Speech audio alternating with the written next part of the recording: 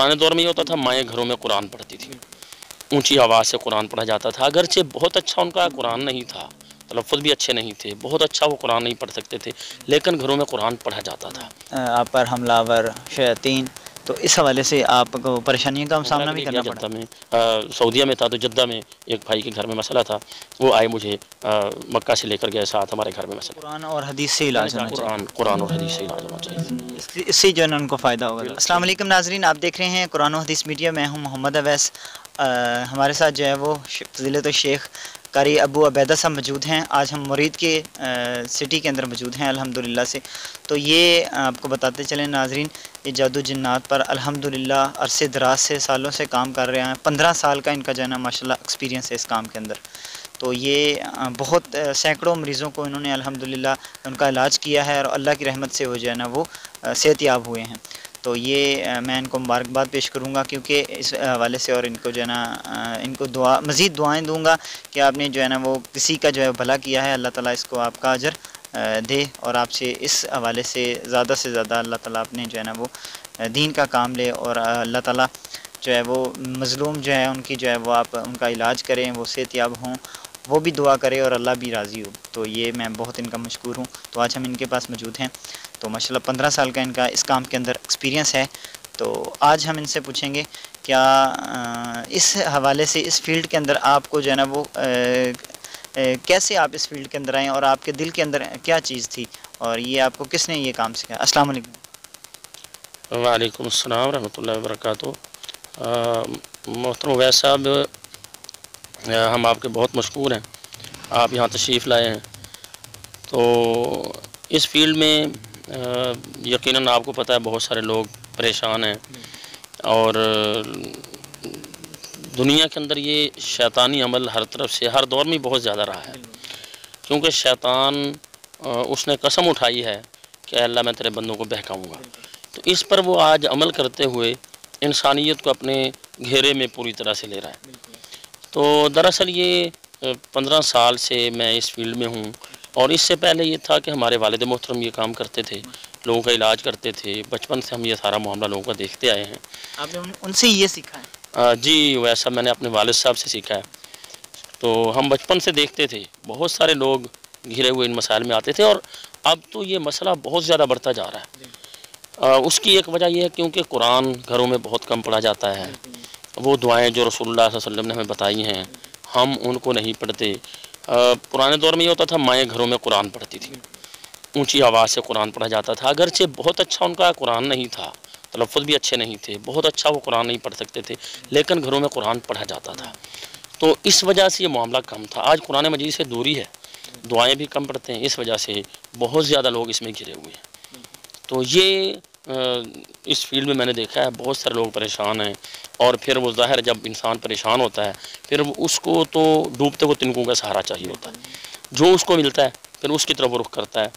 तो इसमें यकीनन हम सब देखते हैं कि चाहिए ये था कि उलमा इस फील्ड में होते, लेकिन अलमिया ये है कि जाहिल लोग जिनके पास कुरान और हदीस का इल्म तक नहीं है, तो वो लोग इस फील्ड में, वो लोगों को गलत तरीके बताते हैं। जी, लोगों को गलत तरीके बताते हैं। बल्कि अलमिया ये है कि एक मुसलमान है, कलमा पढ़ा हुआ है, कुरान जानता है, उसकी ज़बान पर जब ये अल्फाज आते हैं तो अफसोस होता है कि वो कहता है जी देखें काला जादू हो गया, इसका इलाज ही काले जादू वाला ही करेगा।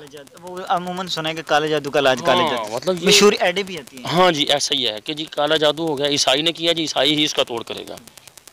तो बड़ा इस पर दुख होता है कि भाई कुरान मजीद ही अल्लाह ताला की किताब है, और बड़ी अजीम किताब है, जिसके बारे में अल्लाह फरमाते हैं लो अंज़लना हाज़ल कुरान अला जबलिन, अगर हम इसको पहाड़ों पर नाज़िल कर देते तो पहाड़ रेज़ा हो जाते, तो इसका मुकाबला कौन कर सकता है। तो इसलिए मैंने इस फील्ड के अंदर कदम रखा है, और मैंने ये देखा कि अल्लाह ताला ने बहुत से लोगों को शिफा दी है, और जिनको अल्लाह ताला शिफा देते हैं यकीनन वो ढेरों दुआएं देते हैं। तो ये बहुत बड़ा सरमाया है। तो इनका ये कहना था कि आप जादू जिन्नात का इलाज करते हैं, आपको इसमें जो है ना वो परेशानी मुसल्लत पर हमलावर शयातीन, तो इस हवाले से आपको परेशानियों का सामना भी करना पड़ा? जी वैसा ऐसा है कि ज़ाहिर है एक मखलूक है, ऐसी मखलूक है जो हमें नज़र नहीं आ रही, तो ऐसी मखलूक से हमारी जंग है। तो यकीनन وہ اپنا زور لگاتے ہیں. وہ بعض اوقات ایسا بھی ہوتا ہے کسی مریض پر ہم دم کرتے ہیں اور اس کے اثرات اپنے اوپر بھی ہوتے ہیں، پھر اپنا بھی علاج ساتھ ساتھ کرتے ہیں، اپنے آپ کو بھی دم کرتے ہیں، اپنے گھر میں بچوں کو بھی دم کرتے ہیں، گھر میں پانی دم کا رکھتے ہیں، چھڑکاؤ کرتے ہیں، بچوں کو پلاتے ہیں، تو خود پیتے رہتے ہیں. جب بھی کسی مریض کو دم کرتا ہوں اپنے اوپر پہلے دم کرتا ہوں. تو یہ ضروری ہے. اور بہت سارے لوگوں نے علاج کے حوالے سے تو بڑی رہنمائی کی ہوتی ہے لیکن اپنا دفاع نہیں بتاتے. اس میں بہت اچھی بات ہے جس کے بھی گھر میں مسئلہ ہے، میں یہ بات جو بتانے لگا ہوں یہ بڑی اہمیت کی حامل ہے. میرے والد محترم نے جب مجھے سکھایا ہے نا تو مجھے بلایا، پاس بٹھایا، تو پھر مجھے کہنے لگے سب سے پہلی بات یہ ہے اپنا دفاع کرنا. سب سے پہلے بابودو ہوں، اس کے بعد آیت الکرسی کم از کم ایک دفعہ، اگر یعنی کسی کو دورے کی کیفیت بن گئی، اچانک ایمرجنسی میں آپ کو کسی مریض کو پکڑنا پڑ گیا، تو کم از کم ایک بار ضرور آیت الکرسی پڑھ کے اپنے آپ کو دم کریں. ورنہ اگر آپ کے پاس ٹائم ہے اور بالکل آپ یعنی کہ ترتیب سے یہ مریض کو دم کرنے لگیں تو اس میں سب سے بہتر یہ ہوتا ہے کہ آپ 21 مرتبہ آیت الکرسی اپنے اوپر پڑھیں. یہ تجربے میں آئی ہوئی بات ہے معالجین کی. تو 7 مرتبہ پڑھیں، اپنے اوپر دم کریں، پھر 7 دفعہ پڑھیں، اپنے آپ کو دم کریں، پھر 7 دفعہ پڑھیں، اپنے آپ کو دم کریں، اس کے بعد مریض کو آپ دم کرنا شروع کریں. تو اپنے آپ کو بھی دم کرتے ہیں، مریض کو بھی دم کرتے ہیں. تو اس میں یقیناً ایک اور اس میں اللہ تعالیٰ کی مدد ہے. اللہ کے نبی علیہ السلام کی حدیث ہے. بہت سارے لوگ اس خوف سے علاج نہیں کرتے، جی مسائل بن جاتے ہیں. بھئی دیکھیں کیا مسائل ان لوگوں کے گھر میں نہیں ہوتے کہ جو علاج نہیں کرتے؟ جتنے لوگ پھنسے ہیں وہ سارے لوگوں کا علاج کرتے تھے، اس لیے پھنسے ہیں. ایسی تو کوئی بات نہیں ہے نا. اللہ کے نبی علیہ السلام کے فرمان پر یقین ہونا چاہیے. میرے پیغمبر علیہ السلام فرماتے ہیں کہ واللہ فی عون العبد ما کان العبد فی عون اخیہ. جو کسی کی مدد کرتا ہے اللہ اس کی مدد کرتے ہیں. ایک بھائی نے بہت اچھی بات کہی. انہوں نے کہا یہ کیسے ہو سکتا ہے کہ ہم تو اپنے کسی مسلمان بھائی کی مدد کر رہے ہوں اور اللہ تعالیٰ ہمیں بے یار و مددگار چھوڑ دے گا؟ ایسا نہیں ہو سکتا.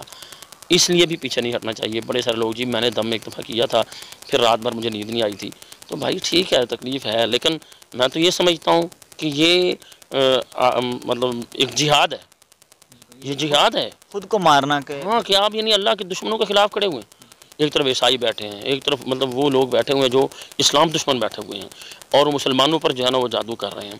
اور مطلب یہ جنگ ہے. یہ مسلمان پریشانیوں کے اندر ہے، مسلمان پریشانیوں میں ہیں. اور یعنی وہ شیاطین جو ہے نا وہ اس پر مسلمانوں کو گھیر رہے ہیں اس طرح سے.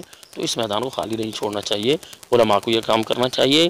بصورت دیگر جتنا شرک پھیلا ہوا ہے، غیر اللہ سے مدد مانگی جا رہی ہے. علاج کہاں سے ہو رہا ہے؟ اللہ کے علاوہ کو مدد کر سکتا ہے؟ ہمارا عقیدہ کیا ہے؟ ایمان کہاں ہے؟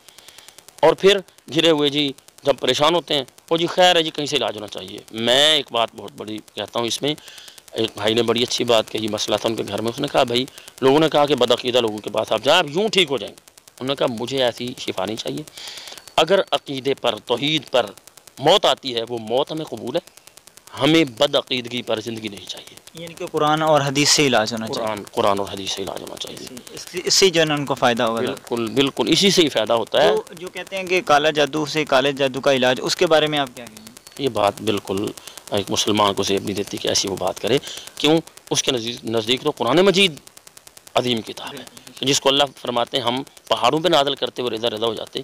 تو اس کا کون مقابلہ کر سکتا ہے؟ اللہ فرماتے ہیں لا یاتیہ الباطل، باطل اس کے سامنے آ ہی نہیں سکتا. تو ہمارا عقیدہ کیا ہے؟ مجھے یاد ہے میں نے جا کے دم کیا، ان کی وائف کا مسئلہ تھا. تو یہ 2016 کی بات ہے. میں نے دم کیا تو مجھے بھائی کہتے ہیں جی قاری صاحب ایک سوال ہے آپ سے. میں نے کہا جی پوچھیں.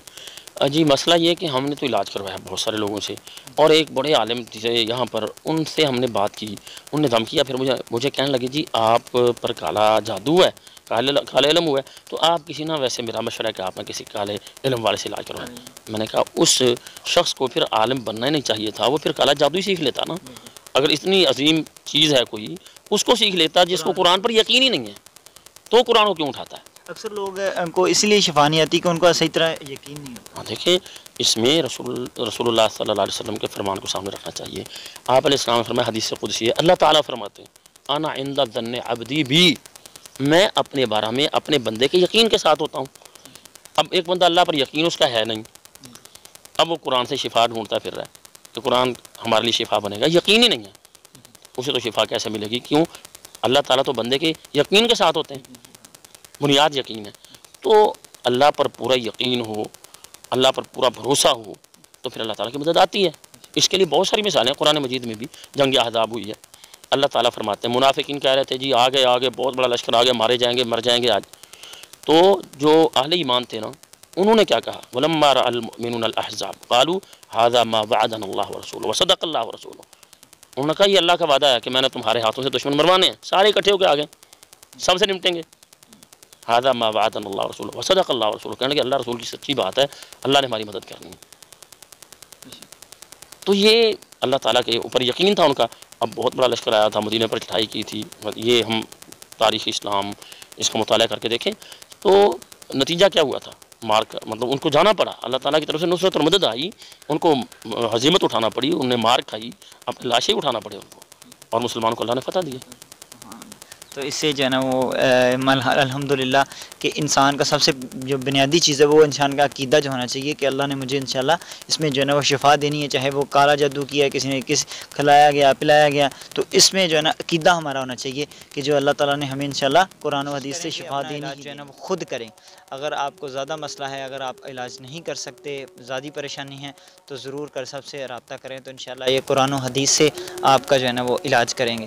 تو یہ مرید کے میں بیٹھتے ہیں، تو آپ انشاءاللہ ان سے جو ہے نا وہ رابطہ کر سکتے ہیں، ان کو بتا سکتے ہیں، تو انشاءاللہ یہاں پر آئیں گے تو یہ کوشش کریں کہ خود کریں۔ سب سے بڑی بات یہ ہے کہ اپنا علاج گھر میں خود کریں، کسی کے پاس نہ جائیں۔ اگر آپ کو جانا بھی پڑتا ہے تو کسی اچھے معالج کے پاس جائیں جو قرآن حدیث سے علاج کرتا ہو۔ اگر قاری صاحب کے پاس آنا چاہتے ہیں تو نیچے نمبر ہے انشاءاللہ، تو آپ ان سے رابطہ کر سکتے ہیں، کانٹیکٹ کر سکتے ہیں، تو انشاءاللہ آپ کا قرآن و حدیث کے مطابق انشاءاللہ علاج کرے گا۔ ناظرین دیکھتے رہیے قرآن و حدیث میڈیا، پھر حاضر ہوں گے نئے پروگرام میں، تب تک کے لیے ہمیں اجازت دیجیے، اللہ حافظ۔